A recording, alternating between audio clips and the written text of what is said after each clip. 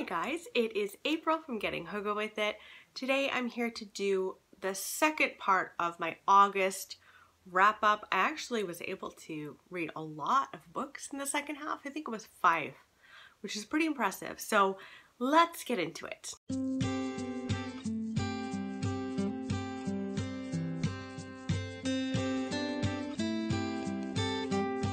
First, I want to just mention a book that I DNF'd, not because I wasn't liking it, but because I was no longer in the mood for it.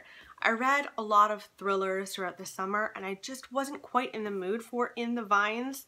I picked it up, started it, I think I got like 50 something pages in, and I just wanted to read some historical fiction. I wasn't in the mood for it anymore.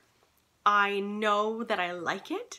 I know that I'm going to pick it up again and read it and enjoy it, but I just needed to stop because if I kept going, it was not going to be out of wanting to read this particular book at this particular time.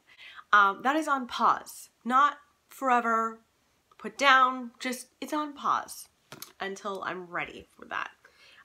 Now for the books that I did finish in August. First up is My Cousin Rachel by Daphne du Maurier.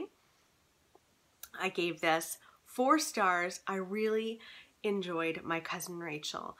Now this, to me, was a little bit slower than Rebecca, which, I mean, 5 stars to Rebecca. All around, I loved that book. This was a bit slower. It took a really, really long time to even get to Rachel. But once you did meet Rachel, you just wanted to dive into her brain. You wanted in. And one of the things that I really loved about this book was, you know, our main character's name is Philip. And essentially the whole storyline here is Philip actually was raised by his older cousin. His cousin goes on holiday, marries someone while he's there. Her name is Rachel. And then he dies very suddenly. This man was in very good health before, so it's kind of one of those things like, what in the world happened? Now Philip, the cousin that's still living and survives back at their home in Cornwall, England, he suspects that Rachel had something to do with it. And when Rachel shows up at his home, he is fairly concerned that she is a murderess, essentially. But then he finds himself quite intrigued by Rachel. Now, one of the things that I really loved about this book was I really didn't like Philip. I thought Philip was really immature and sexist and selfish, and I didn't like him. So I kind of loved watching him fall apart a little bit. I was kind of rooting for Rachel a lot of the time because, well, you don't know. You're not sure whether or not she is a murderess or she's just a widow and being, you know, falsely accused of this. And so I really enjoyed it. It wasn't Rebecca for me. It wasn't that level, but I thoroughly enjoyed it. And then I watched the movie after and loved that. I love it when they take a very good book and stay true to the book. I really find that wonderful. I felt that way about The Light Between Oceans, which Rachel Weisz was also in that. And then in this case as well, they did a beautiful job of doing that adaptation in a beautiful way. Sometimes you don't need to stray from the book to make the film distinct but really good. Like sometimes you can really be truthful and accurate to the storyline in the book, and they just did a beautiful job. So I had to talk about that, of course. So 4 stars to My Cousin Rachel. I also finished Harry Potter and the Order of the Phoenix. I was listening to this on audiobook. Now this is a huge book. Is it her largest of all of them? It's 700 and something pages. I was listening to it on audio and you can't really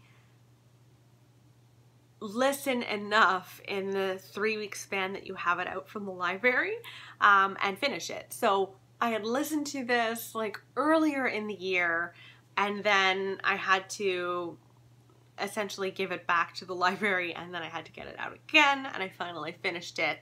I really love this this particular book. There's something about this book that just draws you in. I obviously love Harry Potter, and all of the Harry Potter books are wonderful to me. I gave this 4 stars. I really enjoyed it. Loved being in the presence of terrible Umbridge again, and I was just thrilled to read it. I need to get on hold for the 6th in the series because I love listening to them on audiobook. They're wonderful.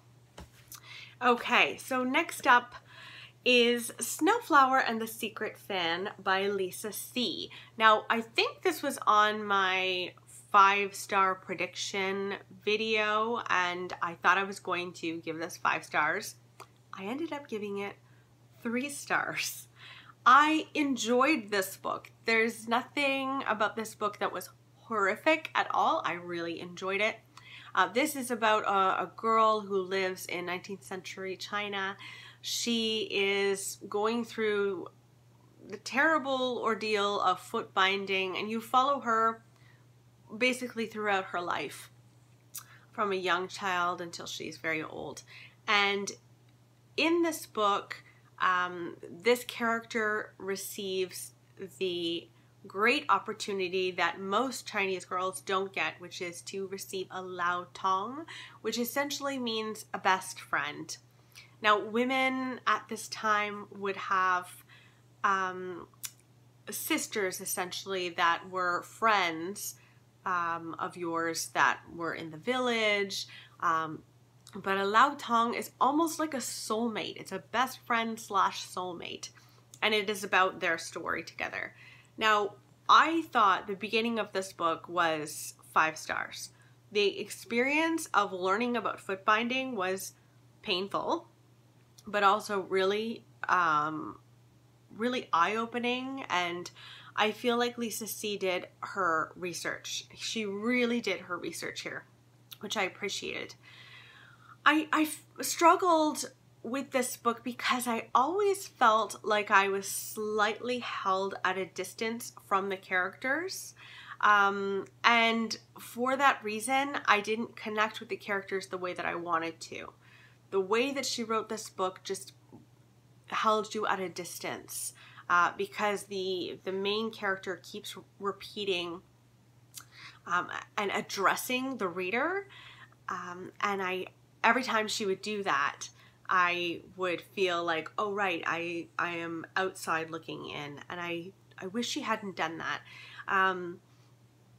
I also felt like there was no hope ever in this book. I found that really frustrating. I like books that have just a glint of hope every once in a while. It doesn't have to be the most optimistic book. In fact, most of the books that I read are not very uplifting. I like scary books, and I like kind of depressing books, and sometimes I do like a book that that will help you get through life. Like, I loved Memoirs of a Geisha because it really was about resilience. This book was not about resilience. This was like, these poor girls, they're never gonna be happy in their lives. And I didn't like that. So I don't know. There were several things in here that made me go, I thought the historical aspect of it and all of that research was on point. Loved it. I am glad that I have more of Lisa C. on my shelves and I will read them. But I found it a little bit like, I just found myself not loving the characters, not connecting with the characters because of the way she wrote it, and then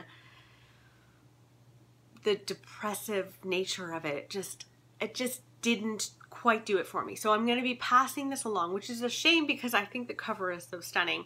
But yeah, I'm going to pass that along to someone else who might like it a lot more than I did. If you want to see a rave review about Snowflower and the Secret Fan, go and check out Sarah's Nightstand. She read this and loved that book. So don't take just my word for it and like miss out on that book. Go and check her out, her review, because I thought it was really good. Okay, on to the next. I also read Pieces of Her by Karin Slaughter. This is Karin Slaughter's latest book. It is out right now. You can go out and get it, and I highly recommend that you do.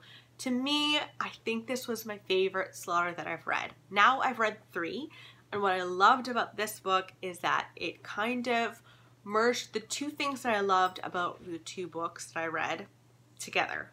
So in The Good Daughter, that really became like a family drama. And this had that because we are following Andrea and Laura, her mother. They're out at the mall one day.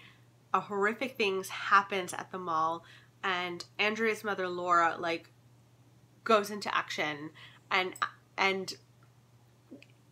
really act out of character in a way that Andrea is kind of wondering, who is my mother? This is not the woman that I was raised by. This is totally abnormal for this woman. What is her history? So it really is a family drama. And then with Pretty Girls, another standalone book by Karin Slaughter, that one was so fast-paced, like unbelievably fast-paced, and I felt that way about this book.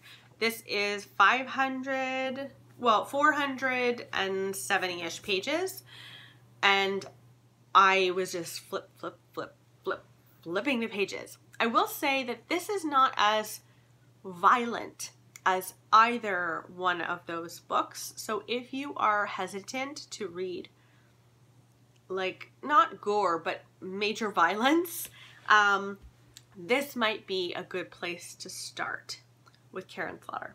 I loved it. I thought it was riveting and fun, and I thought I read this with Harriet Rosie. She didn't quite like it as much, so you should head on over to her channel to check out her review about it. But I freaking love this book. Loved it. Okay, and then finally, I read on audiobook, I read The Good Son, and I gave this 4 stars. This is another thriller. As you can tell, I read a lot of thrillers this month, and so that's probably why I couldn't finish In the Vines. Anyway, The Good Son is it Chinese or Japanese? And then it was translated into English. I wish I could remember. I want to say it's Japanese and translated into English. But this is about a man who lives with his mother. I think he's a student. Yes, he's like a 20-something-year-old student. And he lives with his mom. One day he wakes up to the smell of blood. He wakes up to the smell of blood. He goes out into the hallway and walks into the living room, and there is his dead mother. And he's shocked. He's so upset. He looks at the tracks of blood, and those tracks of blood lead back to his own bedroom. And so he is wondering if he actually killed his own mother.